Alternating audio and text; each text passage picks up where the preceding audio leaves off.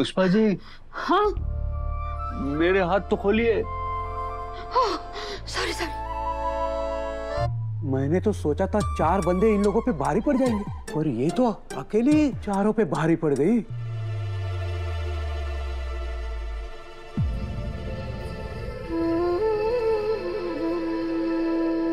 Mummy papa. Hello.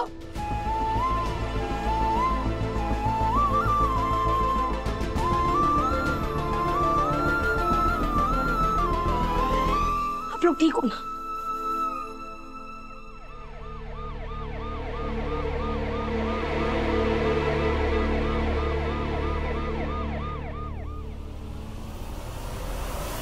पकड़ लो इन लोगों को, सारा एरिया चेक करो।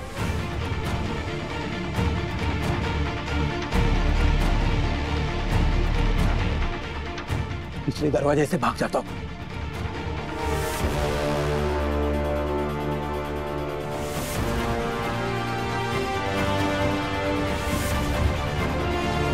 अरे ओ हवलदार भाई साहब, एक रह गया, लेके जाओ।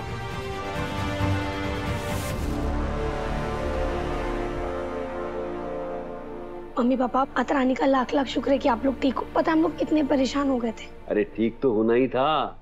जिसकी बीवी पुष्पा रानी हो उसे क्या हो सकता है। ये सारे जो गुंडे देख रहे थे ना, उनको अकेले इसने पटक पटक के मारा है। क्या? मेरे दादाजी है ना पहलवान थे, तो कुछ तो असर होगा ना। वाह मम्मी।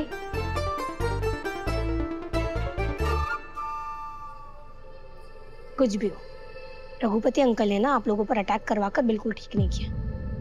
अब देखना पापा, इस बार ना उनको छोड़ने वाली नहीं। एक सेकंड मैम, आप पहले मुझे पूरे विस्तार से बताइए, ये सारा मामला है क्या? मैं बताती हूँ उसे। मेरे पापा की दुकान जलने वाली बात तो आपको पता लगी ही होगी ना। इंस्पेक्टर सर, उस दुकान में आग लगी नहीं थी, बल्कि लगवाई गई थी। उस दुकान के मालिक और रघुपति अंकल ने मिलकर वो आग लगाई थी। क्या? लेकिन ऐसा क्यों? क्योंकि वो दोनों मेरे पापा से चिढ़ते हैं। वो दोनों बस कैसे ना कैसे मेरे पापा को किसी चीज में फंसाना चाहते थे। इसे दोनों ने मिलकर आग लगाई और सारा का सारा इल्जाम मेरे पापा पर डाल दिया। मेरे पापा बेगुनाह है, वो ऐसा काम कभी कर ही नहीं सकते। और इस गोदाम में रखी सारी साड़ियां है ना, इस बात का सबूत है कि साड़ियां तो जली ही नहीं।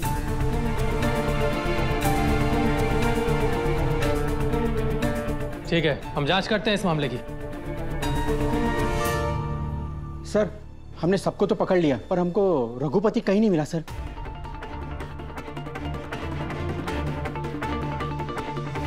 वो जहां कहीं भी छुपा होगा, हम उसे ढूंढ निकालेंगे।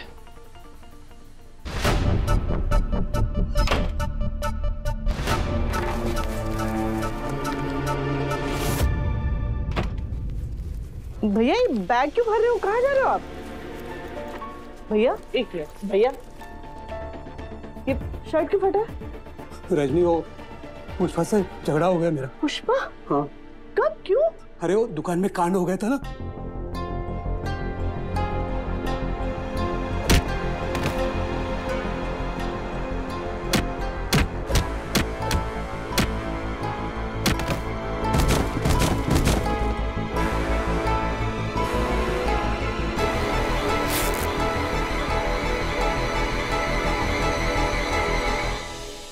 रजनी, गलती हो गई मुझसे। मुझे तेरी बात मान लेनी चाहिए थी। पुष्पा से पंगा लेके बहुत बड़ी गलती कर दी मैंने। मुझे बहुत डर लग रहा है। अब आगे क्या होगा? रघुपति बाहर निकल। रजनी, तूने तेरे भाई को अंदर छुपा के रखा है ना, बाहर निकाल उसे। रजनी बचा ले मुझे। देख, तू सोच ले। अरे मेरे बिना तेरे बच्चों का भविष्य क्या होगा? कुछ नहीं होगा। मैं अकेला ही सहारा हूं ना उनका। सोच, मुझे बचा ले।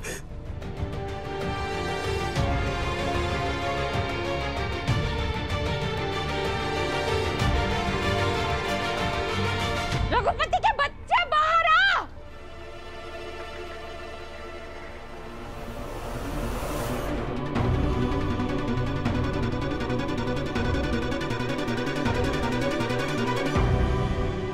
रजनी, सच सच बता, रघुपति अंदर छुपा है ना?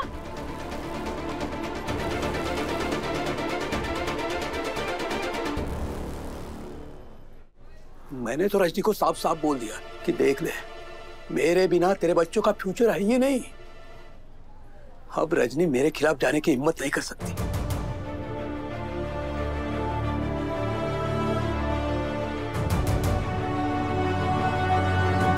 देख रजनी, आज सच बोल दे। हाँ, वो अंदर ही है।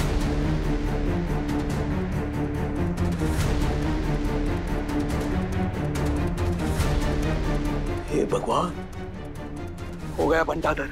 मुझे ना रजनी को धमकाने की जगह राखी वाकी की दुआई देनी चाहिए थी। तो शायद झूठ बोल देती, तो अब क्या फायदा। Constable, yes sir. लेके आओ उन्हें अंदर से।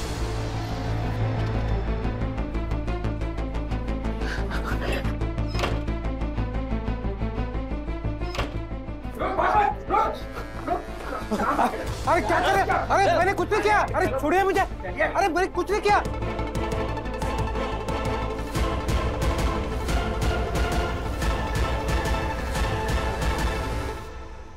रजनी, ये तूने ठीक नहीं किया। आज ही तो सही किया भैया। आज तक चुप रही मैं, आप गलत करते रहे और मैं आपका साथ देती रही। यहाँ तक कि गोपाल भाई साहब की दुकान जला दी आपने, तो भी मैं चुप रही। पर आज क्या किया आपने? इन दोनों की जान के दुश्मन बन बैठे।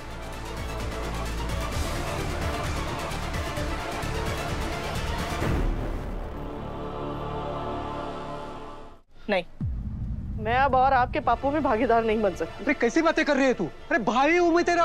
और किसी के गुनहगार भी हैं आप। बस कीजिए, कितनी बार कितना इमोशनल ब्लैकमेल करेंगे आप रजनी आंटी को? और किस रिश्ते की दुहाई दे रहे हैं?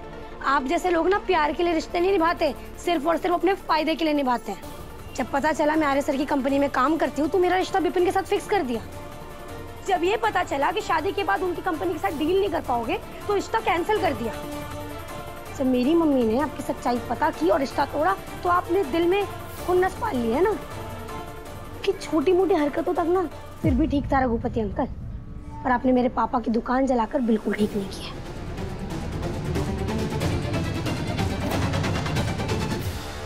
आज तो अपने सारी हदें ही पार कर दी। क्या कहा था मैंने आपसे? जब बात मेरे पापा पे आएगी ना तो मैं आपको छोड़ूंगी नहीं,